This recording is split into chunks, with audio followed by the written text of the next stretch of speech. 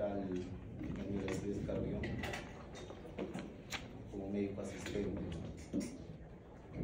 También he sido médico asistente en el Instituto Neoplásico, he trabajado también en el Hospital Cayetano Heredia. Soy posgrado de ahí, he sido jefe de residente de ahí. Y bueno, en realidad mi tema de especialidad es generalmente las enfermedades de afectación multisistémica. Entonces, una de ellas son justamente las enfermedades autoinmunes. Entonces, vamos a hablar del primer tema del día de hoy, que es acerca del lupus eritematoso sistémico. Bien, no vamos a mencionar mucho acerca del lupus, porque el lupus es muy amplio. En realidad, el lupus es un tema demasiado amplio. Entonces, hablar mucho de ese tema, yo creo que para lo corto tiempo que tiene, es muy pequeño. Bien, así que vamos a hablar de cosas que les puedan ser útiles, específicas también y perlas clínicas, ¿no?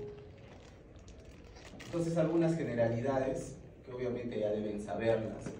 El lupus eritematoso es una enfermedad obviamente sistémica, ¿ya? Que es más frecuente en mujeres, ¿no? Generalmente el ratio mujer-varón es de 9:1 y puede afectar cualquier órgano, ¿no? Puede ser órgano específico o también puede ser multisistémico. O sea, hay lupus que solamente pueden afectar, por ejemplo, el riñón, lupus que solamente pueden afectar la piel, lupus que solamente pueden afectar la sangre, y en algunos casos pueden afectar 2 o 3 o 4 o 5 órganos a la vez. Entonces, lo que vamos a resaltar acá es acerca de los criterios de clasificación, ¿ya? Es muy frecuente observar este término porque siempre muchos asistentes preguntan, ¿no? Dicen, bueno, ¿y cuáles son los criterios para diagnosticar lupus? Dicen. Y es que en realidad no hay criterios de diagnóstico, ¿no? Ustedes dirán, pero doctor, según el EULA, ACR, etcétera, ¿no? Son criterios, dicen, para el diagnóstico, ¿no? Y la realidad es que no, son criterios para clasificar enfermedades, ¿no? ¿Con qué fines? ¿Con fines epidemiológicos o con fines, por ejemplo, terapéuticos? Entonces, por ejemplo, cuando quieren probar un nuevo anticuerpo monoclonal, por ejemplo, yo qué sé, ¿no? Un anti-CD20 tipo rituximab, o el anticuerpo antiblístico, belimumab, etc., reclutan pacientes que cumplan ciertos requisitos para ponerlo en versus con controles. Entonces, para yo poder tener esos requisitos, tengo que tener qué criterios deben reunir ciertos pacientes, ¿no? Ya, a raíz de todo eso es que han salido los criterios de clasificación. Entonces, ¿por qué, doctor, no son para diagnóstico? Porque puede haber enfermedades, o sea, haber lupus, por ejemplo, que no cumplan los criterios de clasificación y sin embargo son lupus, ¿no? Por ejemplo, hay los lupus ANA negativo, ¿no? Por ejemplo, en los criterios de clasificación que van a ver es requisito que entre ANA positivo siempre, pero hay pacientes que son ANA negativo y son DES, o sea, y ellos no entrarían entre los criterios de clasificación, o no cumplen todo el puntaje que pide el criterio de clasificación. Como vamos a ver a continuación, por ejemplo, para EULAR ACR necesitas 10 puntos o más para clasificar como LES. Pero hay pacientes que pueden tener solo 4 o 5 puntos y ser lupus. Entonces, ¿cómo es que nosotros llegamos al diagnóstico entonces en este grupo de enfermedades? Mediante el juicio clínico. Entonces, si alguien les pregunta cuáles son los criterios diagnósticos de lupus, en realidad no hay. Todo depende del juicio clínico. ¿Existen criterios de clasificación? Sí, para fines epidemiológicos y terapéuticos, mas no son criterios diagnósticos, ¿ya? Bien, entonces, los criterios de clasificación, por ejemplo, SLAI, EULAR, ACR, etcétera, tienen similar sensibilidad y resaltan el carácter multisistémico del lupus. Y tienen algunas ventajas como que son acumulativos y son secuenciales, o sea, pueden, por ejemplo, aparecer ciertas características del paciente y después de años sumarse otra. Aparecer primero piel, después de meses aparece riñón, después de un año aparece sistema nervioso central, y todo eso sumado puede darte puntaje para clasificar el ES, ¿no? Entonces, el diagnóstico, doctores, a veces eso resulta ser complejo. No es solamente puntajes, a veces simplemente es tener esto, no es solamente criterio, sino tener juicio. Entonces, ¿cuándo le vamos a llamar a una enfermedad ES? Y entonces, estos son los criterios de EULAR-ACR, por ejemplo, para clasificar lupus. Clasificar, ¿ya? Por eso dice ahí, Initial Criterion Required for Systemic Lupus Erythematosus Classification, o sea, clasificar, ¿no? Y entonces, ahí, como primer requisito, te pone el anticuerpo antinuclear. ¿Cuánto tiene que ser? Más de 1 sobre 80. ¿Se entiende? O sea, si tienes más de 1 sobre 80, es el primer requisito que debe cumplir según EULAR-ACR para clasificar como lupus. ¿Cumple mi paciente eso? ¿A qué paso? Paso a lo siguiente. Tengo que evaluar los dominios clínicos y los dominios inmunológicos. ¿Cuáles son los dominios clínicos? Son el trastorno constitucional, que es fiebre, temperatura, renal, la proteinuria. Obviamente, no solo la proteinuria, sino también la biopsia renal que indique la clasificación o el tipo de clase de nefritis lúpica, ¿no? Las clases, por ejemplo, 2, generalmente otorgan menos puntaje, ¿no? Y las clases 3 o 4 más alto puntaje. ¿Por qué? Porque las clases 3 4 indican mayor actividad inflamatoria a nivel renal, ¿ok? Bien, lo demás, por ejemplo, como el mucocutáneo, la alopecia, las úlceras, lupus discoide, etc. Lo seroso, efusión pericárdica, pericarditis aguda, leucopenia, trombocitopenia, hemólisis autoinmune, por ejemplo, musculoesquelética como alteración de las articulaciones, ¿no? Neuropsiquiátrico, por ejemplo, psicosis, etc., ¿no? También se evalúa lo que es el complemento, 3, 4, por ejemplo, el valor de la anti-DNA y el anti-SMIT, ¿no? Anticardiolipina, beta-2 lipoproteína o anticoagulante lúpico, que son anticuerpos antifosfolipídicos. ¿Ya? A ver, acá hay varios comentarios que hay que hacer, ¿no? Lo primero, mencionar que, como les vuelvo a recalcar, estos son criterios de clasificación. El paciente puede tener solo una alteración atribuible a lupus y ya clasifica como lupus, ¿no? Por ejemplo, puedes tener solo trombocitopenia y tener, por ejemplo, un anti-DNA, ya tienes 10 puntos y eso ya clasifica como lupus, por ejemplo, de frente. Entonces, clasificar lupus dentro de los criterios y diagnosticar es más que solo criterios.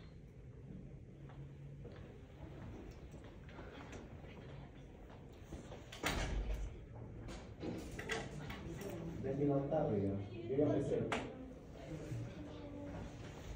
Última mesa.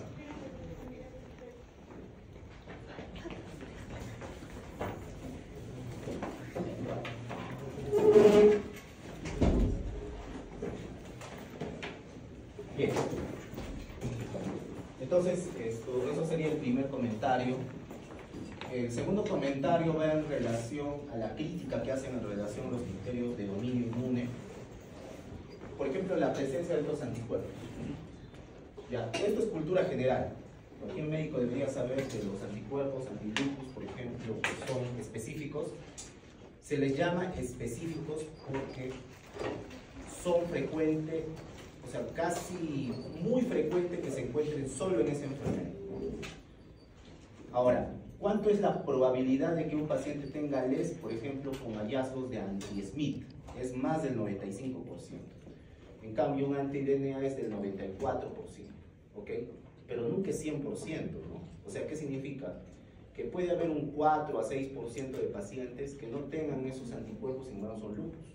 Un ejemplo de ellos son los pacientes que tienen ribosomal P positivo o, por ejemplo, que tengan anticuerpos antinucleosoma antistola positivo, que también cumplen para eso.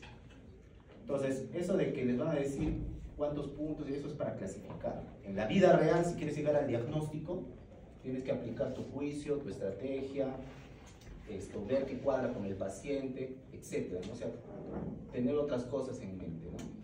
Por ejemplo, acá no incluyen el cuadro, por ejemplo, gastrointestinal.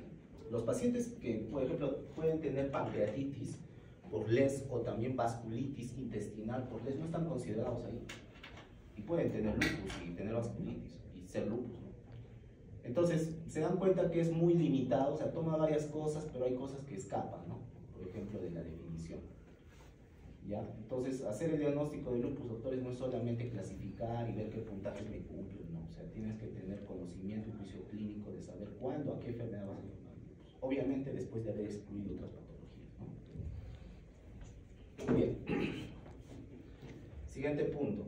¿Cuáles son las manifestaciones clínicas del lupus? Como pueden observar, el lupus genera fiebre, síntomas constitucionales, fatiga, por ejemplo, en alto porcentaje, ¿no? 74 a 100%, hasta 40 a 80%, ¿no? Y entonces, en un inicio, todas las enfermedades se parecen, o sea, fiebre, fatiga, ¿qué otras enfermedades te pueden dar? Por ejemplo, una brucelosis, por ejemplo, una tuberculosis, una histoplasmosis, por ejemplo, también te lo puede dar una enfermedad de Still, ¿no? Por ejemplo, te lo puede dar una insuficiencia suprarrenal, una Addison, por ejemplo. También te lo podría dar, por ejemplo, un síndrome autoinflamatorio, etcétera. O sea, se dan cuenta que los diagnósticos diferenciales solo de esas dos manifestaciones es amplia, ¿no? Incluso fiebre de origen desconocido podría considerarse ahí, ¿no? Etcétera. Pero cuando empiezan a sumarse demás manifestaciones, generalmente las artralgias son las que resaltan, ¿no? 95%. Y luego van en descenso todas las demás manifestaciones, tanto de piel, riñón,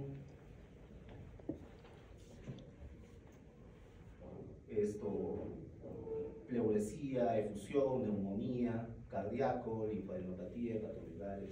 Bueno, a propósito de esto, habría que comentar un caso.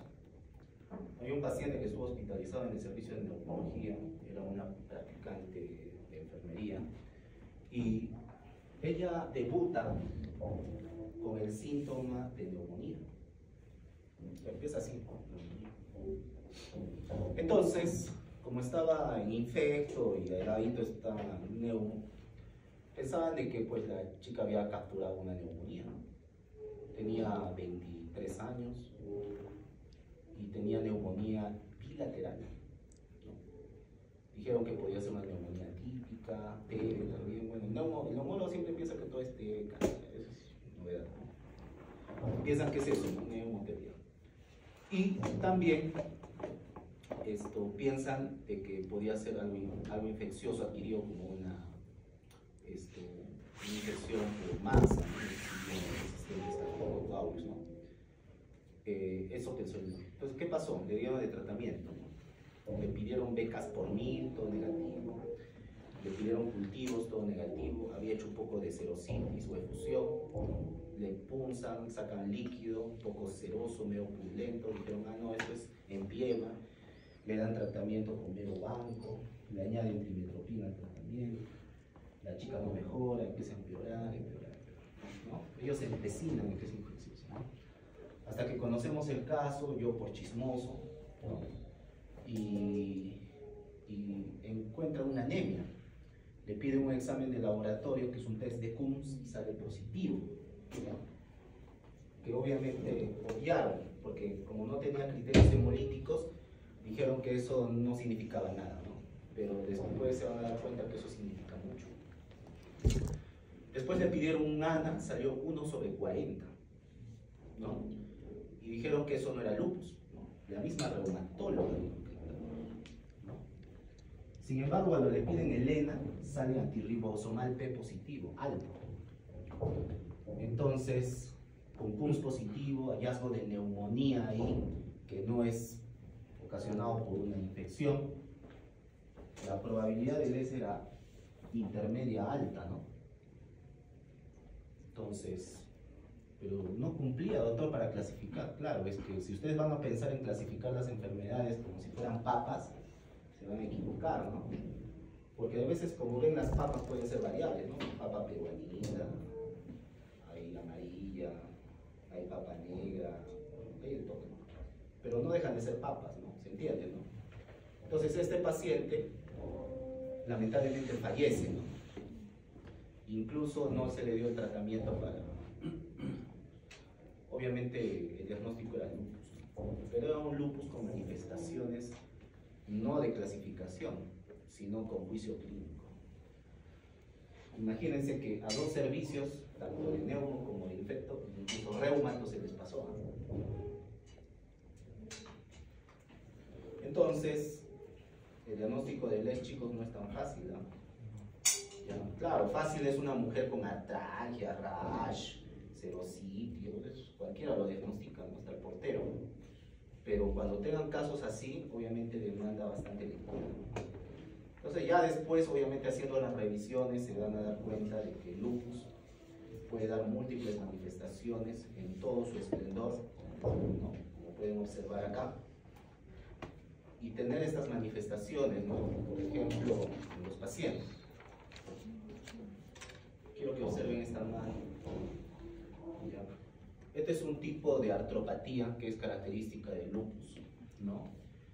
Que no cumple, o sea, pareciese de un AR, ¿no? Pero ¿cuál es la diferencia? El AR normalmente afecta las articulaciones metacarpofalángicas proximales e interfalángicas proximales, ¿no? Pero en este paciente, por ejemplo, y generalmente tiende a la rigidez y a la flexión. En este paciente, al contrario, tiende más a la laxitud y afecta más la interfalángica distal. Entonces, eso, por ejemplo, ¿no? Es un hallazgo, por ejemplo, de lupus, ¿no? La famosa artropatías, por ejemplo, este es otro, ¿no? La artropatía de Yakut, ¿no?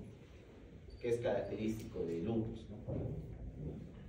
Bien, lo otro también que es importante, bueno, esto ya es muy conocido, es el rash malar. Pero el rash malar de lupus tiene ciertas características semiológicas, ¿no? Por ejemplo, el famoso butterfly, ¿no? Que es en área de mariposa, ¿no? Pero, por ejemplo, la dermatomiositis, que es una enfermedad miopática inflamatoria, también puede ocasionar afección que abarca el surco nasolabial, o sea, el rash también abarca esta zona. Eso es lo que lo va a diferenciar de la dermatomiositis. La dermatomiositis afecta a ese área y el lupus no. Se pueden parecer a idénticos todo, pero el surco nasolabial es lo que marca la diferencia. La alopecia es característica de los lupus. Generalmente las chicas se quejan de caída de pelo, pero no solo las chicas, ¿no? También los varones que tienen lupus. Estos son nódulos, ¿no? Que están presentes en Les.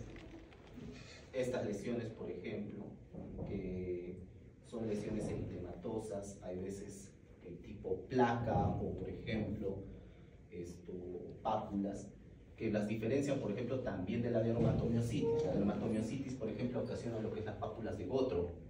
Ya hay otro que es signo de Gottro. La pápula de Gottro, por lo general, son afecciones que afectan los mismos pliegues interfalángicos en estas zonas, de los nudillos, ¿no? En cambio, en este paciente la afección está mucho más entre las articulaciones, ¿no? Eso es también característico de Les, ¿no? Eso también los va a diferenciar también de lupus, ¿no?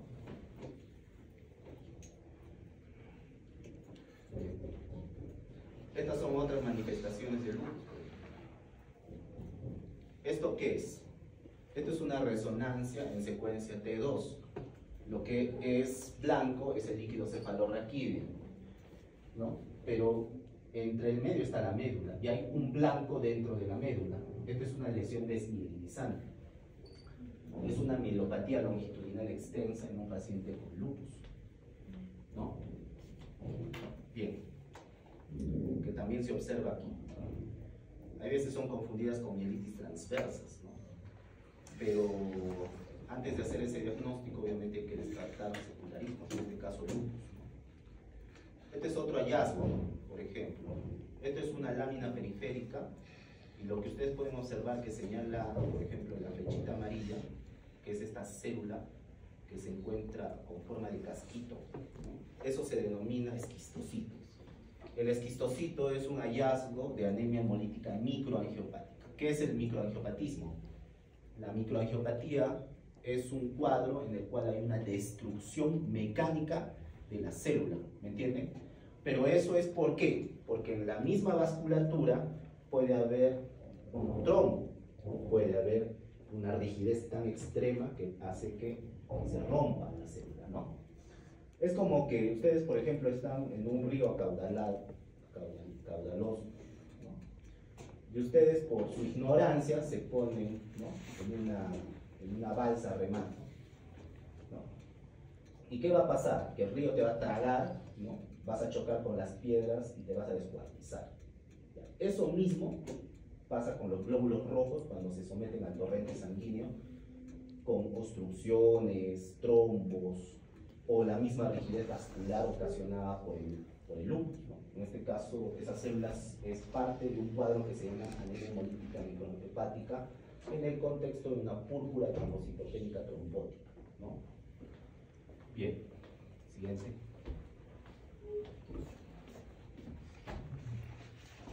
Esto es muy conocido, esto es una púrpura, ¿ok? A veces se pueden confundir las púrpuras con las púrpuras de trombocitopenia, pero eso es una vasculitis. La diferencia es que las púrpuras son palpables, o sea, cuando ustedes tocan la superficie van a notar un relieve. A veces hacen pápulas, por ejemplo, de tipo equimótico purpúrico, ¿no? Y por lo general representa una vasculitis de vaso pequeño. A veces esta también es la primera manifestación. Aquí hay otro. Este es, por ejemplo, una resonancia magnética encefálica en secuencia FLAIR, ¿no?, en el que observan zonas de hiperintensidad a nivel del lóbulo occipital. Esto en el contexto de un IPRES, que es una encefalopatía posterior reversible, que es extremadamente raro en pacientes con lupus, menos del 1% base. A propósito de eso, el Hospital Carrión ha participado en el concurso de residentes con un caso de un joven de 18 años con lupus eritematoso que se ha manifestado con PRES, ¿no? Es extremadamente raro. Bueno, este es de otro PRES, pero en mujer. Este es otro, por ejemplo, es un ecocardio, y lo que pueden observar, por ejemplo, es estas masas valvulares que son vegetaciones, ¿ok? Eso generalmente se observa en el síndrome o endocarditis de Lippmann-Sachs. Lippmann-Sachs.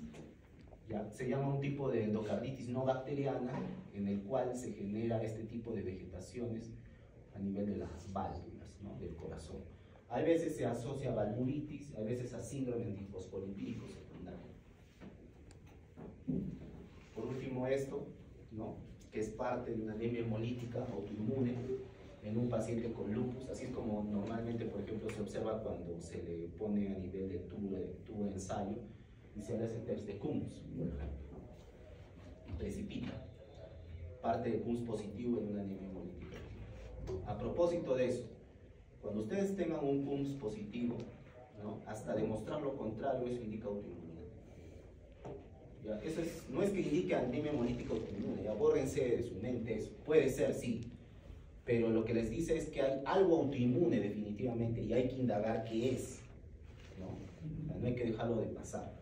Como el caso de la paciente que les comento, ¿no? Había salido Coombs 3 cruces y lo dejaron pasar. Bien, siguiente. ¿Está bien o mucho nivel? Bueno, el test laboratorial, por ejemplo, ahí yo me pregunto, ¿no? ¿Todo lupus es ANA positivo? No, no siempre. La respuesta es no siempre. Hay lupus ANA negativo. El caso de la chica, 1/40, no cumple el criterio de ANA para ser positivo, que es 1/80 o más. Entonces, hay pacientes que tienen ANA negativo y son LES, ¿ya? Entonces, existen LES ANA negativo, el diagnóstico requiere juicio clínico para obviamente definirlo, ¿no? Luego, la otra cuestión también que es importante es que no todo lupus es antidenia positivo, anti-SMID positivo, ¿ok? Ahora, en otras enfermedades también se puede observar antidenia positivo, anti-SMID positivo. Por ejemplo, el antidenia positivo lo pueden observar en hepatitis autoinmune. Lo pueden observar también en enfermedad mixta del tejido conectivo, ¿no? Incluso en síndrome de Sjögren también lo pueden observar. En cambio, el anti-SMID es mucho más específico y solo se observa en enfermedad mixta del tejido conectivo. O sea, el único diferencial ahí cabría entre lupus y enfermedad mixta de tejido conectivo. Por eso es que, al menos por varios años, el SMID ha sido considerado como el marcador más específico del lupus. O sea, si ustedes encuentran un SMID positivo, o sea, existe un 96% de que eso sea el lupus. También hay anticuerpos que son positivos en jóvenes y son específicos del LES. Ahí les presento al antirribosomal P, al antinucleosoma, antihistón, etc. Todos ellos son específicos del lupus, sobre todo el anti-RIP-P. Por ejemplo, el paciente que les comento que participó en el concurso de residentes era solo anti-RIP-P, no tenía anti-DNA y era lupus, ¿no? Entonces, igual, ¿no? Por ejemplo, el doctor Castro observó un paciente que solo tenía antihistona, ¿no? Que fue una paciente que fue diagnosticada de LES en el 2 de mayo y solo tenía antihistona, nada más, y era lupus. Entonces, eso de que el lupus siempre es anti-DNA, pues tenía borde, ¿no? Bien. El ANA requiere, por ejemplo, examinar el patrón. O sea, el patrón de anticuerpo antinuclear se hace a través de células HEP2, ¿no? Y a través de estas células HEP2 ustedes pueden ver qué tipo de patrón tiene, si es un patrón nuclear, citoplasmático, mitótico, etc., ¿no? Generalmente el lupus se encuentra en el patrón nuclear, ¿no? Y dentro del patrón nuclear ustedes van a observar que existe el patrón moteado, que es el patrón centromérico, el patrón nuclear discreto o punto nuclear discreto, nucleolar, por ejemplo. También hay patrón homogéneo, que es el más común junto con el moteado. Estos dos son indicativos de LES. O sea, cuando ustedes observen un patrón ANA, tienen que decir qué patrón es, ¿no? Y si les sale homogéneo o espique o moteado, lo más probable es que sea lupus. ¿Ya? Otro, cuanto más valor tiene el ANA, o sea, por ejemplo, en el hospital, por ejemplo, Carrión, usualmente el ANA sale en patrón 1/100, no hay más diluciones. Y generalmente el examen es cualitativo, ¿ya? Porque eso lo hace un especialista, que es el que verifica y da validez al caso. ¿Ya? Pero, por ejemplo, el laboratorio ROE, que es el laboratorio de referencia, al menos para autoinmunidad acá junto con Suiza Lab, en Lima, ellos informan por diluciones, ¿no? Por ejemplo, tengo un patrón ANA 1/1280, así lo informan. Es altísimo, ¿no? Ya, eso se correlaciona mucho también con lupus. Cuanto más alto es el valor de dilución, mucho más alto es el lupus. Bien. Lo demás, ya bueno, les digo para que vean. Siguiente. Luego los patrones de ANA, ya. Como pueden observar, por ejemplo, hay otro patrón que es el patrón periférico en anillo, el ring, ¿no? Que también está en lupus, el patrón homogéneo, que está en lupus, el patrón Spiegler, que es el patrón moteado, en lupus, pero también puede estar en polidermatomiositis, por ejemplo, en esclerosis sistémica, por ejemplo, etc. Y lo que nos dice el ANA, y eso también, les digo, el ANA, lo que nos dice, es como que a líneas generales, ¿no? Esto es autoinmune, ¿no? Pero si tú quieres ser más preciso, debes pedir un patrón ENA, ¿no? O sea, se le llama antígenos nucleares extraíbles, ¿no? ENA. Entonces, y se correlaciona, por ejemplo, el patrón moteado, generalmente en el ENA, se correlaciona con el anti-SMID, el anti-RNP, anti-RO, anti-LA, anti-HO y el SAE70, ¿no? Y el homogéneo, por ejemplo, se correlaciona con el anti-DNA, antihistona. Bueno, esa es la correlación que puede existir entre los patrones. Pero en general, moteado, homogéneo o anillo es lupus. Lo otro es que autoanticuerpos se asocian con LES. Eso es muy importante, ¿ya? Acá, bueno, ya está lo que les mencioné. Claro, ahí les dije, ¿no? La sensibilidad, por ejemplo, se correlaciona mucho con lupus en número de, cuando el título es mayor. Por ejemplo, un título de 1/40, ¿cuán específico es de LES? 66.9%. Comparando con 1/320, que es 96.6% de lupus. Igual, los anticuerpos, por ejemplo, para anti-DNA es 97%, el anti-SMID 98%, anti-RO y anti-LA 80-88% y anti-RNP 84%. Esto es otro comentario acerca de los anticuerpos antirribosomal P. Son específicos del ES, generalmente 94-95%, pero son poco sensibles. O sea, por ejemplo, si le haces a un paciente con lupus, solo en 15 a 30 de 100 pacientes vas a encontrar el antirribosomal P. Generalmente más en jóvenes, jovencitos son los que... o lupus juvenil. Lo otro es que los autoanticuerpos contra el nucleosoma, por ejemplo, antinucleosoma, antistona, tienen especificidad del 94%, también son específicos del ES y pueden ser copositivos cuando el paciente tiene una crisis o un brote. Bien, el lupus tiene múltiples diferenciales. Ustedes van a observar que, como ya les dije, hay una enfermedad que se parece al lupus, pero no es lupus. Una de ellas es hepatitis autoinmune. Entonces, y es cierto, ¿no? Porque antes la hepatitis autoinmune se llamaba hepatitis lupoide, ¿ya? Entonces, ¿por qué decían lupoide? Porque el lupoide viene de parecido al lupus. Entonces los pacientes hacían rash malar, artritis, ¿no? Pero cuando se les medía, por ejemplo, las enzimas hepáticas salían elevados. Entonces pensaban de que era un lupus con afección hepática, cosa que es rarísimo. O sea, el lupus le gusta la piel de riñón, por norma. En cambio, la hepatitis autoinmune le gusta el hígado. El lupus no le gusta el hígado, es raro que comprometa el hígado. Entonces, por ahí, por ejemplo, observan un paciente que tiene principalmente compromiso hepático, hay que pensar si es un lupus, ¿no? Porque a veces he visto varios, ¿no?, que dicen, es un lupus con compromiso hepático, ¿no? Entonces, a veces eso demuestra mucho la ignorancia, ¿no? Porque ya sabemos que el lupus muy raramente compromete el hígado, a diferencia de la hepatitis autoinmune, que sí le gusta el hígado y lo daña más. Entonces, piensan que es lupus y no es lupus, es hepatitis autoinmune. Tipo 1. Existen como 3, la 1 es la más. Luego tenemos artritis reumatoide, por ejemplo, que también se puede parecer en las poliartritis simétricas. Los paraneoplásicos también se pueden parecer al lupus. Un ejemplo son los linfomas, ¿no? Los linfomas son enfermedades oncohematológicas en las cuales prolifera una clona, ¿no?, de células, ¿no? En este caso linfocitos. Generalmente B cuando es un fenotipo B o fenotipo T o TNK. Todas son grandes simuladoras.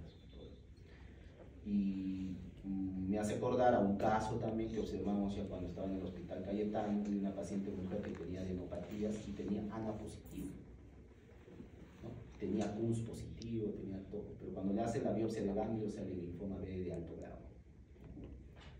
Y el primer síntoma que apareció fue el ganglio antes que las artralgias.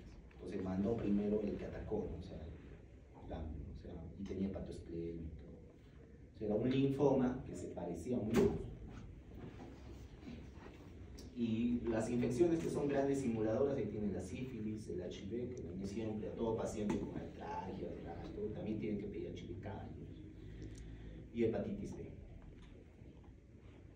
Ahora, por una extraña razón, ¿no?, que todavía no está tampoco bien documentada, las infecciones, por tanto sífilis, hepatitis B, HIV, incluso el COVID-19, han aumentado la incidencia, por ejemplo, de enfermedades autoinmunes.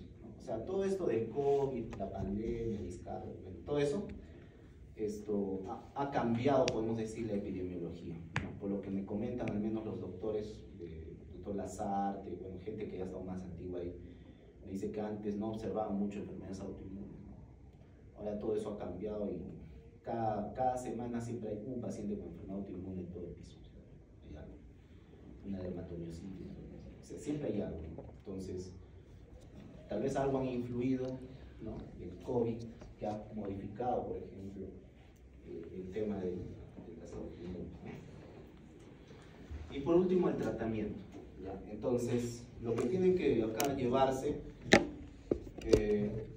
es que ya las enfermedades autoinmunes, por ejemplo, su tratamiento se basa en el daño del órgano, en general, y eso es para todas las enfermedades. Antes cada enfermedad tenía lo suyo, ¿no? Ahora ya como que ha cambiado eso y ahora, por ejemplo, depende de qué órgano es el dañado. Si el dañado es el riñón, por ejemplo, y es severo, el tratamiento debe ser inmunosupresión agresiva con metilprednisolona y ciclofosfamida para cualquier enfermedad con compromiso renal. Sjögren, por ejemplo, vasculitis, por ejemplo, lupus. Cualquiera de esas que te compromete el riñón va a metilprednisolona, ciclofosfamida, por ejemplo. ¿Ya? Pero, por ejemplo, el lupus, si solo compromete la piel y las articulaciones, puede ir solo a tratamiento con hidroxicloroquina y prednisona, son generalmente leves. Los compromisos inmunes, por ejemplo, trombocitopenia inmune, por ejemplo, son manejados con prednisona, más, por ejemplo, otro inmunosupresor como azatioprina, micofenolato, etc. El último caso que hemos tenido es de un lupus con asociado a PTI, ¿no? Que estaba en sala 2, que incluso lo debatieron y todo ese asunto, ¿no? Y aún no era considerado una plaquetopenia refractaria, ¿no? Pero se le inició micofenolato y metilprednisolona y mejoró las plaquetas, ¿no? O sea, estuvo con doble inmunosupresor. ¿Ya? Los compromisos neurológicos, por ejemplo, son severos, esos van caballeros a metilprednisolona y ciclofosfamida, ¿no? Por ejemplo. Y así, ¿no? O sea, depende de cuál es el compromiso. Si el compromiso es osteoarticular, por ejemplo, muscular, el tratamiento debería ser cloroquinas, por ejemplo, Prevni y metotrexate. Incluso para R casi igual. O sea, no hay mucha diferencia en el tema del tratamiento. Bien, ahí les dejo. El micofenolato es un medicamento también que se puede dar en pacientes con compromiso severo, sobre todo en nefritis lúpica, pero al menos la experiencia en nuestro medio no es tan buena, ¿no? Prefieren más ciclofosfamida en el tema de tratamiento, porque necesitas tratamiento más agresivo para salvar el riñón. Y estos son anticuerpos, por ejemplo, que son terapias monoclonales, ¿no? Por ejemplo, eso ya también deben saber ustedes, ¿no? Y esto ya es cultura general, ¿no? El rituximab, por ejemplo, y el belimumab, por ejemplo, son tratamientos que se utilizan para el bloqueo de anticuerpos, por ejemplo, antígenos, en este caso el CD20 en los linfocitos B, o el antígeno BLyS, por ejemplo, en linfocitos B, los receptores. El belimumab, por ejemplo, bloquea el BLyS, y el rituximab bloquea el CD20. ¿Ok? Entonces, son anticuerpos que en realidad actualmente no están dentro de la primera línea de tratamiento, o sea, se utilizan más para casos refractarios, salvo el belimumab, que sí está al menos autorizado, por ejemplo, para algunos pacientes con algunas enfermedades, ¿no? Por ejemplo, refractarias, ¿no? Tipo compromisos articulares o nefritis leve, ¿no? Y el rituximab, por ejemplo, para trombocitopenia inmune, ¿no? Entonces, lo deben saber, ¿no? Porque lo van a escuchar. En oncología, el rituximab también se utiliza para la quimioterapia, la R-CHOP, ¿no? Entonces, ya tienen que saberlo, ¿no? Y ahora ya todo es monoclonal, muchachos, ¿no? Ya tanto PEMS, tal vez para el tercer mundo, ¿no? Pero ya todo es monoclonal. Bien, no sé si alguien tiene alguna pregunta para pasar al siguiente texto.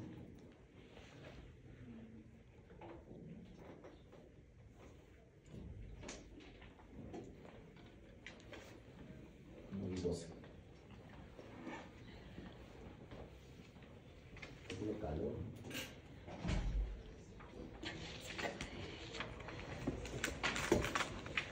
Ya. ¿Está bien? ¿Les ha quedado claro entonces? Porque, no han leído. Si hubieran leído, me hubieran preguntado. No han leído. Tienen que leer, muchachos, ¿no? Bien. Siguiente. SAP. ¿Qué es el SAP? Concepto. El SAP también es una enfermedad autoinmune, ¿ya? Pero es caracterizado por varias manifestaciones. Antiguamente solo se creía que el SAP hacía manifestaciones trombóticas, ¿no? Y obstétricas. O sea, por ejemplo, los pacientes que tenían abortos recurrentes, ¿no? Más de 3 abortos, por ejemplo, ya tenían que hacerse un estudio para protótipo. Pero ya todo esto también ha cambiado. Imagínense que el SAF les puede afectar cualquier órgano. Todos los órganos que se puedan imaginar les puede afectar el SAF. ¿Ya? Entonces, riñón, cualquier cosa que se puedan imaginar también lo puede dar el SAF. Entonces, da manifestaciones trombóticas. Claro, la trombosis es lo más frecuente, o sea, les va a dar trombosis, ¿no? Pero también puede haber no trombóticas y obstétricas asociadas a persistencia de anticuerpos antifosfolipídicos. Entonces, ¿qué significa persistente? ¿Ya? Yo les digo todas estas cosas porque cuando los veo de internos, no saben nada, ¿no? Les digo, ¿cómo diagnosticas? Pero has hecho reuma, ¿tú quién te dio? Dile que te vuelva tu plata. Bueno, ¿qué significa persistencia? Persistencia significa que el anticuerpo está presente después de una medición, al menos 2 mediciones separadas con 12 semanas. O sea, me sale un trombo en el cerebro. El doctor Blanco está secuelado. Me tomas un SAP. Me sale alguno de esos anticuerpos positivos. Anticardiolipina, anticoagulante lúpico, anti-2 beta-glicoproteína 1, etc. ¿Alguno de esos sale positivo? ¿Ya es SAP? No. Necesito dosar de nuevo esos anticuerpos después de casi 3 meses, ¿no? Para poder corroborar el diagnóstico. ¿Se entiende, no? Ya, esa pregunta les voy a hacer. ¿Ya? Porque a veces pasa eso y...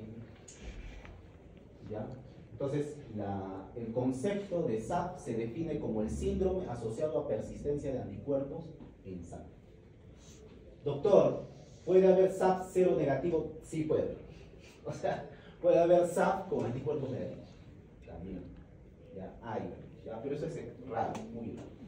Entonces, como no es el tema, vamos a hablar sobre SAP cero positivo. O sea, el SAP que tiene anticuerpos positivos. Porque lo demás ya es de especialista. Como ustedes no son especialistas. Bien, entonces el principal rol de los anticuerpos antifosfolipídicos, ya se sabe que el máximo, ahí está el chismoso, el que está metido en todo, ¿no? El que dirige todo, es el beta-2 glicoproteína 1. ¿Ya? Eso en la última review sacó Oxford 2024. Conclusiones acerca de la nueva guía de SAP. Lo último que hay tenemos de 2023, ¿ya? En el 2024 hacen un comentario y también una up-to-date, o sea, una actualización. Y concluyen que el beta-2 glicoproteína 1 es el más importante de todos esos anticuerpos. Es el que dirige toda esta orquesta de trombosis. Y también obviamente el SAP tiene que ver mucho con el complemento. Entonces la pregunta del millón es, y doctor, ¿dónde se encuentra el beta-2? ¿Dónde? En el endotelio. Por eso es que el SAP es una enfermedad sistémica, ¿no? Porque ¿dónde hay endotelio? Todo el cuerpo. En todo el cuerpo hay. Desde los riñones, corazón, piel, en toda la vaina. Entonces, por eso les digo que el SAP le puede afectar. Bien. Esta es la patogénesis. Por ejemplo, dentro de la fisiopatología del SAP, ustedes pueden observar acá un B-cell de la célula B, ¿no? La célula B es una célula muy especial porque seguro por inmunología saben que la célula B se diferencia en célula plasmática, plasmocel. La plasmacel es una célula altamente especializada que solamente forma un antípodo o varios anticuerpos, ¿no? Pero solo forma anticuerpos. Entonces, hay veces estas B-cells diseñan anticuerpos, y en este caso son anticuerpos antifosfolipídicos. ¿Y dónde están fosfolípidos? En las membranas celulares, ¿no? Que se unen a esta proteína que es la beta-2-GP1. ¿En dónde? En la célula endotelial. Y entonces, una vez que se forman los anticuerpos, empiezan a dañar la célula endotelial mediante neutrófilos, monocitos, ocasionan trombo en esta zona, o por ejemplo a nivel de los trofoblastos, que son de la placenta, ocasionan insuficiencia placentaria. ¿Okay? Acá, bueno, van a ver todos los mecanismos proinflamatorios que hay, ¿no? Y lo que origina es inflamación, vasculopatía, trombosis y complicaciones del embarazo. Aquí, por ejemplo, es muy importante, ¿no? Los pacientes hacen RCU, por ejemplo, ¿no? Restricción de crecimiento intrauterino, por ejemplo, ¿no? O también pueden hacer, por ejemplo, preeclampsia, eclampsia, por ejemplo. Entonces, ¿alguna vez ustedes, por ejemplo, han visto, me imagino que los que han rotado allá gineco en el hospital, han visto, yo también lo he visto cuando yo era interno, y nunca me puse a pensar eso, pero ahora que ya, bueno, ya uno ya está un poco ya en este tema, se da cuenta de que no los estudian, ¿no? O sea, por ejemplo, un paciente hace RCU. ¿Qué dice el ginecólogo? Ah, insuficiencia placentaria, etc. Pero ¿por qué ha hecho eso? Y si la paciente tiene SAP, nadie le pide anticuerpos, no les interesa. Hasta el próximo bebito. El próximo bebito hace preeclampsia, ¿no? Entonces lo sacan al bebito, salvan a la madre, todo. Nadie también le interesa. Hasta el próximo bebito, ¿no? Y el próximo bebito eclampsia. Entonces, eso, es que obviamente no todos los médicos conocen esto, ¿ya? Entonces sería bueno siempre ver, ¿no?, exactamente qué es, ¿no?, lo que tienen los pacientes, ¿no? Yo creo que al final ese es el rol de la medicina, ayudar al paciente con su manejo. Bien, lo siguiente que tienen que saber es cuándo se le dice primario y cuándo se le dice asociado. Ese es el otro concepto que tienen que ver. Porque esto, SAP primario, se le llama a todo SAP en el que no se encuentra una enfermedad sistémica asociada. O sea, no encuentran lupus, no encuentran Sjögren, no encuentran, por ejemplo, dermatomiositis, poliesclerodermia, etc. O sea, no hay esas enfermedades. Pero sí podría haber una enfermedad con grado específica autoinmune. ¿Cuáles son esas?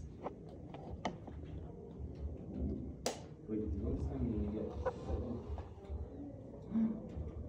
Creo que voy a estar por acá, present.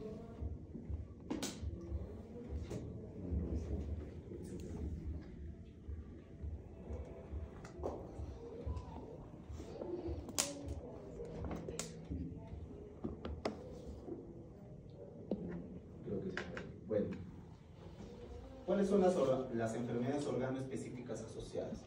Por ejemplo, tiroiditis de Hashimoto, por ejemplo, la enfermedad celíaca, pancreatitis autoinmune, por ejemplo, PT inmune, etc. O sea, todas esas se llaman organoespecíficas porque solo afectan un órgano, nada más, no son sistémicos, ¿no? En cambio, lo sistémico generalmente es asociado. Entonces, cuando está asociado a una enfermedad sistémica, se llama SAP secundario, SAP asociado. Ese es el concepto. La más frecuente de todas las asociaciones es LES, 35%. O sea, la más frecuente que se asocia es LES con una enfermedad sistémica. Por lo tanto, cuando ustedes tengan un lupus eritematoso sistémico diagnosticado, se supone que debían haber pedido anticuerpos anti-SAP. Se supone, ¿no? Pero a veces se supone solo queda en la palabra. Bien, los criterios de clasificación. Acá no existen criterios diagnósticos tampoco. Los criterios de clasificación, por ejemplo, requiere un criterio de entrada más anticuerpos antifosfolipídicos persistentemente elevados, con diferencia de 12 semanas. Eso ya deben saber. Existen anticuerpos criterio, ¿no? Los anticuerpos criterio son esos tres. Entonces significa que existen anticuerpos no criterios. ¿Ya? Criterio le dicen porque son los que están más asociados al SAP, pero no son los únicos, ¿no? Entonces, un anticuerpo criterio es el anticoagulante lúpico, por ejemplo, o por ejemplo, beta-2-glicoproteína o anticardiolipina. Todos esos son anticuerpos criterio, ¿no? Porque están dentro de los criterios de clasificación, por eso le dicen criterio. Pero hay anticuerpos no criterio, ¿no? Por ejemplo, el anticuerpo antiprotrombina fosfatidilcerina, eso es un anticuerpo no criterio. O por ejemplo, el anticuerpo IgA anticardiolipina, también es un es un no criterio, ¿no? Nosotros hemos tenido el caso de una paciente que tenía PTI, púrpura inmune, ¿no? Salió ANA positivo, entonces estamos en la búsqueda de cuál era la causa del ANA positivo, si era un lupus o era un SAP. Y llegamos a la conclusión que era o sea, hasta ahora impresiona ser un SAP, pero ha salido un SAP no criterio, salió antiprotrombina fosfatidilcerina elevado. Entonces hay que pedirle de acá unas 12 semanas otra vez para ver si efectivamente cuadra con el diagnóstico. Sería raro, ¿no? O sea, que tenga un no criterio, que no está consignado. Bien, y bueno, acá tienen todos los dominios que están ahora consignados en la guía 2023 del SAP, ¿no? Entonces pueden ver que hay un dominio tromboembólico, macrovascular, hay un dominio microvascular, donde está la livedo racemosa, la vasculopatía libeloide, por ejemplo. También hay un dominio obstétrico, ahí tienen las pérdidas prefetales, o sea, los abortos. Luego también existe restricción del crecimiento intrauterino, por ejemplo, parto prematuro, por ejemplo, muerte fetal, preeclampsia, por ejemplo, etc. Todo eso también está considerado dentro de los obstétricos. El daño valvular, por ejemplo, vegetación o engrosamiento, la trombocitopenia, ¿no? Eso también es muy importante, ¿no? Porque hay veces pasa de que muchos colegas catalogan el PT inmune sin haberles hecho esos anticuerpos anti-SAP. Y es que el síndrome antifosfolipídico puede dar también púrpura inmune. Entonces, todo paciente con PT inmune tiene que tener como mínimo el estudio ANA, ENA y SAP. Porque el SAP puede dar plaquetopenia. Luego también tenemos los anticuerpos antifosfolipídicos, por ejemplo, que es lo que ya les mencioné. Ahora, acá hay varias observaciones también, ¿no? ¿Ya? Porque no es que, doctor, me tomo el anticuerpo y ya está, no, no, no, no.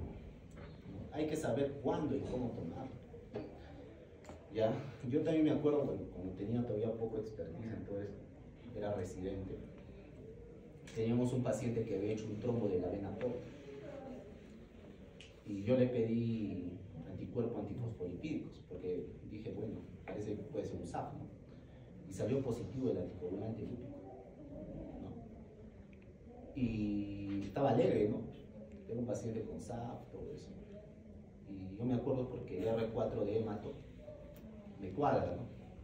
Me dice, pero ¿y por qué es porque te salió anticoagulante lúpico positivo y es SAP? Me dice.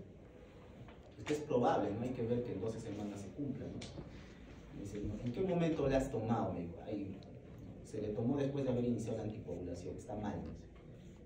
Nunca se toma el anticoagulante lúpico en ese momento. ¿Por qué? Porque el paciente puede tener anticoagulante lúpico falso positivo. Y dicho y hecho, porque se le tomó los anticuerpos 12 semanas después, ¿no? Y salió negativo. Y lo que tenía era una deficiencia de proteína C alquilina. Entonces, por eso es que hay que tener criterio, ¿no? Cuando vamos a tomar los exámenes, ¿no? Entonces, todos son criterios de clasificación, bla, bla, bla. Bueno, acá lo que ustedes pueden ver es todas las manifestaciones que les puede dar el SAP. Stroke, epilepsia, demencia vascular, hipertensión, Budd-Chiari, livedo, osteonecrosis, urea, úlceras en pierna, trombocitopenia, daño valvular, trombosis adrenal, les da insuficiencia suprarrenal, trombosis de vena retinal y anodosis pulmonares. O sea, cualquier órgano. Acá, por ejemplo, tenemos una biopsia renal y lo que observan en flechita es un trombo. ¿Ya? Acá también hay pequeños trombos, por ejemplo, a nivel renal. ¿Ya? Acá también un trombo. Entonces, a nivel renal puede hacer trombos, microtrombos a nivel de la circulación. Esta es otra manifestación, por ejemplo. Esta es una hemorragia alveolar difusa, ¿no? Tiene un patrón alveolar, ¿no? Tipo vidrio esmenilado, ¿no? A nivel del átomo de tórax, ¿no?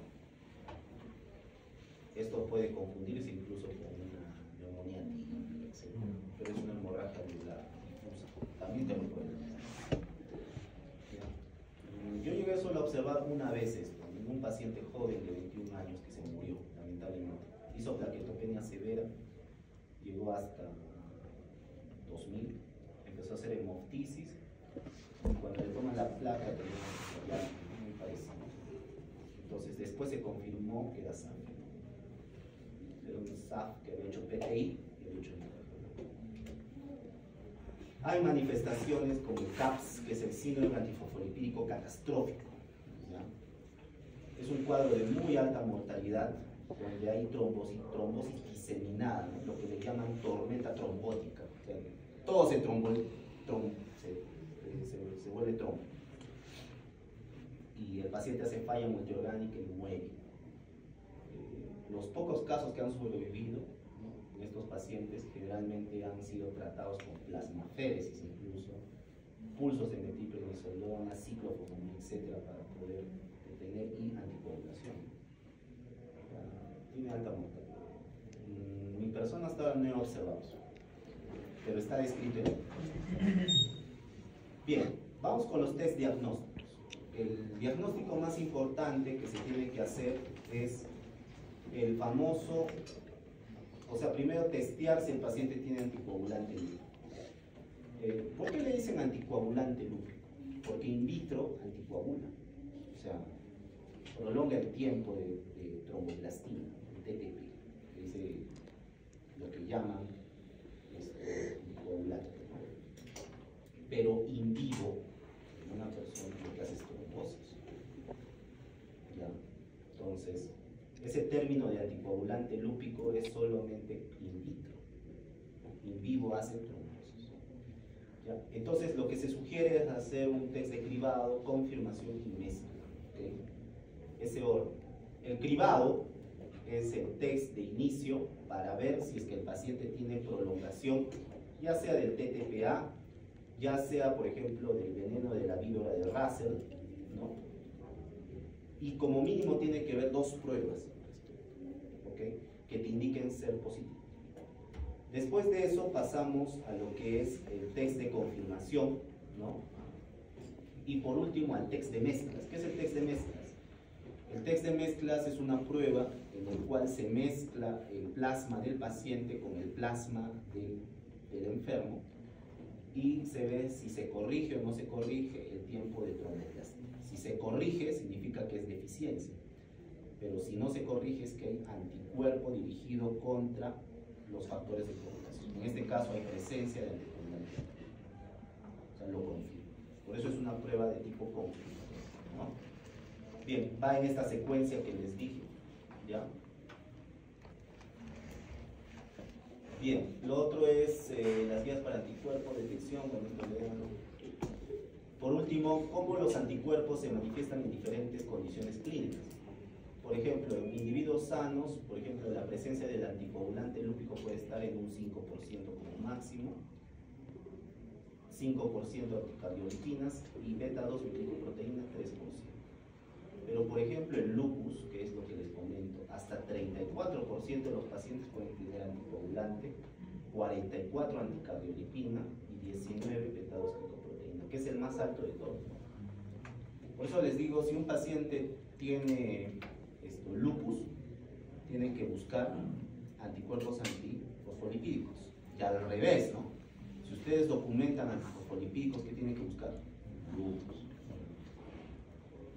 Bien, entonces por lo tanto la evaluación requiere un enfoque sistemático. Hay que entender lo básico, ya les expliqué. Hay que evaluar el anticuerpo antifosfolipídico de forma individual. Hay que evaluar el perfil de los anticuerpos antifosfolipídicos y entender que existen otros anticuerpos que pueden también dar diagnósticos, como por ejemplo los anticuerpos no criterio. Ahí les dije, ¿no? Antifosfatidilcerina, antiprotrombina, anticuerpo IgA dirigido contra anticardiolipina, etc. ¿no? Todos esos anticuerpos actualmente ya están considerados dentro del grupo de anticuerpos no criterios, ¿no? ¿Y qué los hacen? Bueno, los laboratorios hacen el panel de los criterios y hacen un panel también de los no criterios, de los dos. Bien, y lo otro también es estratificar. Bueno, esto ya es de especialista, pero cuando tienen, por ejemplo, los anticuerpos, también se ve qué tipo de anticuerpos es el que está asociado a alto riesgo de trombosis, moderado riesgo de trombosis o bajo riesgo de trombosis. En general, ¿cuándo decimos alto riesgo? Decimos cuando hay basta que haya presencia de anticoagulante lúpico confirmado, eso ya es alto riesgo. Tiene alto riesgo de trombosis. Y si tiene títulos moderados a altos de anticardiolipina o anti-beta 2 glicoproteína, también es considerado alto riesgo. ¿Okay? El resto es moderado. Acá lo que les comento, los otros autoanticuerpos, por ejemplo, anticardiolipina IgA, anti-beta 2 GP1 IgA, y antifosfatidilcerina, protrombina, IgG y IgM. Esos son los anticuerpos no clínicos. Y el tratamiento. Y acá viene la gran pregunta del millón. ¿Quién debe manejar los pacientes con SAP? A ver tú. No, yo. Yo considero que el médico más ¿Sí? que En la vida real, ¿quién crees que lo maneja? El reumato. ¿Tú quién crees que lo maneja? Reumato. En la vida real, ¿tú? Reumato. ¿Tú? Reumato, ¿tú? Reumato, ¿tú? y cardiovascular. A la doctora. ¿Tú? Reumato. Reumato, ¿cuántos ya son? Ah, ¿tú? Doctora, ¿tú? Reumato, 7, 8. ¿Tú? El reumato. 9. ¿Tú? En la vida real. ¿Tú? Doctora, ¿tú? ¿Quién lo maneja? Reumato. ¿El otro doctor? Reumato. Reumato. Uy, ya van ganando todo ya. A ver tú. ¿Cuál? Hematólogo.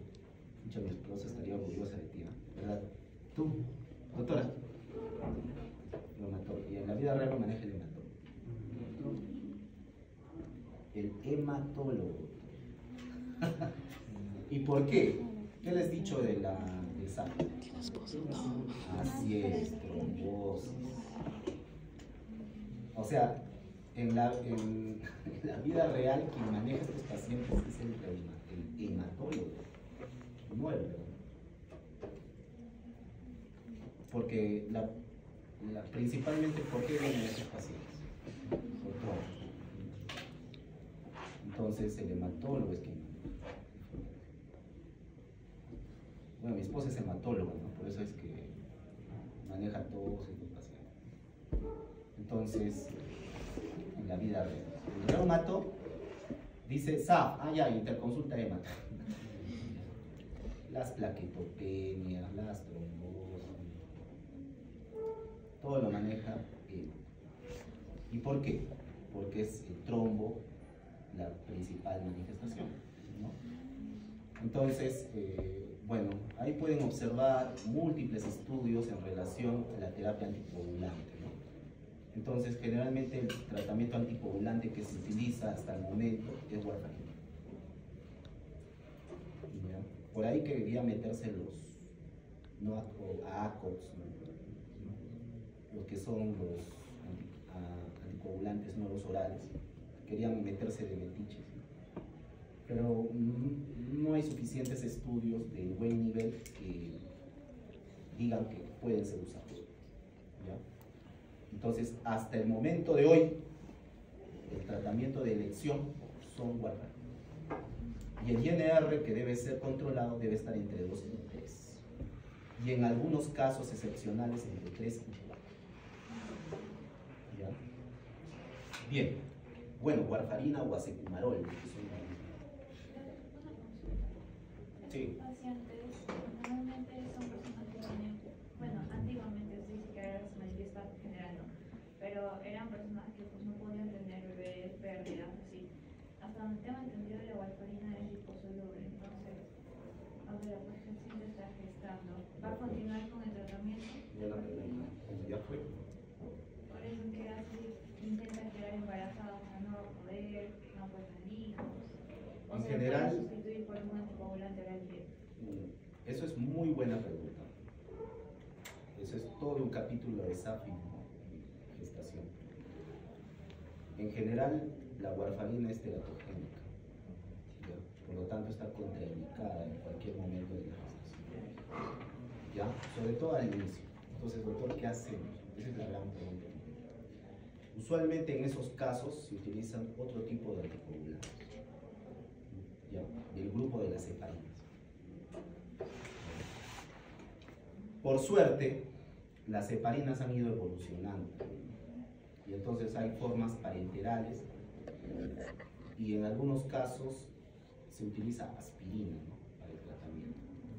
Entonces, aspirina se puede utilizar en algunos pacientes y en pacientes que tienen muy alto riesgo, generalmente la gestación está contraindicada, lamentablemente, porque lo vas a condenar al bebito y también tú te condenas. Entonces, algunos pacientes sí, pero generalmente algunas que no son de tanto riesgo, se les da aspi o heparinas para ayudar a su gestación. ¿Ya? Pero ¿hay estudios que comprueban eso o es parecido al caso de fibrilación auricular con el cerebro? En general eso ya está demostrado. Entonces ya es confirmado que se le sustituye con aspirina. Sí, sí. Y la heparina, ¿y por qué no le podríamos usar un anticoagulante viral como el Bactibam? Es que el tema de la anticoagulación plena, por la fisiopatología, te has dado cuenta que es un daño endotelial severo. Entonces el trombo es mucho más intenso. ¿No? Gracias, doctor. Y en ACOT no está demostrado, o sea, hay estudios que dicen que sí, pero, o sea, un estudio así randomizado, controlado, bien hecho, cara a cara con warfarin. Generalmente los estudios, doctores, para temas de anticoagulación, cuando quieren sacar una nueva droga, primero hacen con el placebo, o sea, con el que no quieres competir. ¿Ya? Pero cuando quieres demostrar en verdad si hay eficacia del medicamento o superioridad, tienes que comparar caballeros con el que es el estándar. En este caso warfa, pero hasta ahora no lo han superado warfa. Por eso es que warfa está todavía solo para esta enfermedad. La warfarina, doctores, antes se usaba para todo. Ahora ya cambió, ¿no? Solo hay pocas enfermedades en que la warfarina está indicado como anticoagulante de primera línea. Uno es SAF, el otro es síndrome de Budd-Chiari, ¿no? El otro también es fibrilación auricular con valvulopatía mitral, ¿ya? Eso también está demostrado, ¿no? Y el otro es enfermedad renal crónica terminal, con trombo, ese también va abajo. Ahí no le puede dar al caballero. YACOT no, porque la farmacocinética del ACOT, por ejemplo, se bioacumula cuando hay enfermedad renal terminal. O sea, está contraindicado. Entonces la warfa supera a todos, ¿no? Bueno, aunque ya me imagino que todo este tema va a ir cambiando, ya hasta han hecho anticuerpos monoclonales dirigidos contra los factores de coagulación. Por ejemplo, Alizumab, ¿no? Que es un tipo de anticuerpo que está dirigido contra el factor 11, solo se administra una vez al mes y también tiene actividad similar a ACOT. Entonces, y ese es el futuro de la medicina. Si antes tomas una pastilla diaria, ahora solo te inyectas y ya tienes anticoagulación por un mes. ¿Ya? Bueno, esas son cuestiones ya. Ya, bueno, acá, lo demás, aspirina, por ejemplo, las low dose, o sea, las bajas dosis, menos de 100 miligramos por día, sobre todo para prevención de trombosis primaria, ¿no? Acá lo que les resalto, prevención de complicaciones en el embarazo en pacientes embarazadas con síndrome antifosfolipídico trombótico obstétrico. Ahí está. Esto lo he sacado del artículo de la New England Journal of Medicine, ¿no? Entonces, si alguien quiere hacer la revisión, puede descargarse de SciHub, de la zona pirata, y lo puede sacar, ¿no? La hidroxicloroquina, por ejemplo, también se puede dar, sobre todo si es que hay recurrente trombosis ¿no? En pacientes con SAP. Estatinas también se ha visto beneficio. Warfa, ya saben que es el tratamiento de opción. Y en algunos pacientes el target, o sea, el objetivo de INR es de 3 a 4. ¿Ok? Luego también tenemos la heparina de bajo peso molecular, ¿no? Por ejemplo, enoxaparin, ¿no? Por ejemplo. También hay dosis de enoxaparina 1.5 mg, heparinas no fraccionadas. Por ejemplo, glucocorticoides, globulina intravenosa, intercambio de plasma, plasmaféresis. Otras drogas como azatioprina, micofenolato, que también hemos visto que se pueden usar en LES. Rituximab, por ejemplo, opción principalmente para trombocitopenia. Eculizumab, que es un anticuerpo dirigido contra el complemento monoclonal. Y bueno, hay otros medicamentos más que se están usando. Bien. No sé si alguien tiene alguna pregunta.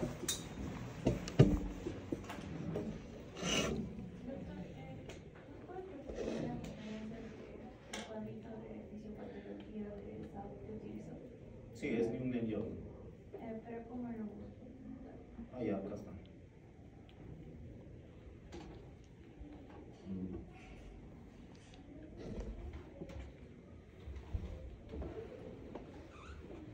Ahí está. Diagnosis or Management of Syndrome. Ya, este es el artículo de la New England Journal del año 18, donde está diagnóstico y manejo. Esos cuadros que he sacado del manejo salen de ahí, ¿ya? Listo. ¿Alguien tiene alguna otra pregunta? ¿Se ha quedado claro?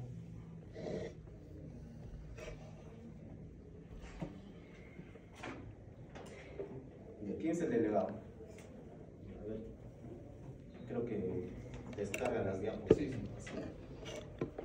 Bien, les ha quedado claro, ¿no? Bien, el siguiente tema que vamos a ver, creo, ¿cuándo toca?